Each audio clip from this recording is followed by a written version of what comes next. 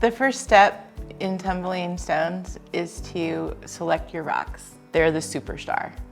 So you want to make sure that you do everything you can for them to be able to shine. The first thing you want to do is make sure that your rocks are of the same hardness. And it's okay if a couple slip through that are softer or harder. You'll be able to tell and you'll be able to sort them out. But you want to do the best that you can. You also want to select stones that are solid.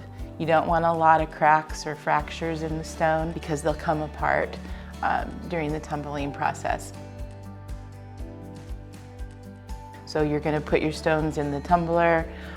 You're going to fill it 2/3 full, put in enough water that it just reaches the surface of the rocks or just below the surface of your stone. And then you're going to add your tumbler grit. So in step 1 is the coarsest grit that you'll use, and that's the cycle that shapes and polishes your stone, gets rid of the rough edges.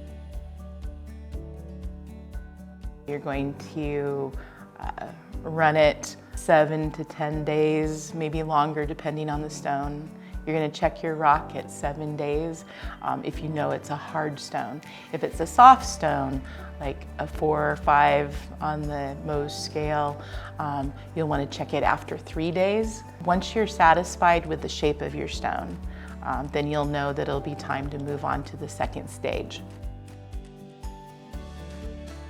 When you pull your rocks from the tumbler base, you don't want to leave them to sit, because if they sit, it's going to cause the sludge to fall to the bottom and concentrate, and it's going to be difficult to get your rocks clean. So make sure that you go straight from the tumbler base to your rinsing station. When you are cleaning your stones, you don't ever want to put grit down the drain.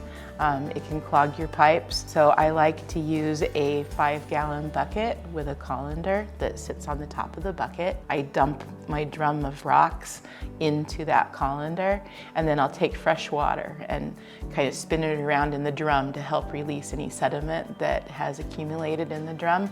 Dump it over the top of your rocks, and you're going to do that 3 or 4 times to remove the sludge off of your rocks. You can take and you can stir the colander, get all of the surfaces of the stones. Once you get that visible sludge off of your rocks, it's okay to take them and rinse them in the sink, get them really clean, and then clean out your drum. It's really important that you have all of that residual grit and sludge off of your stones and out of your drum, because you don't want to contaminate the next stage. In between the run, some people like to burnish or wash the stones within the tumbler.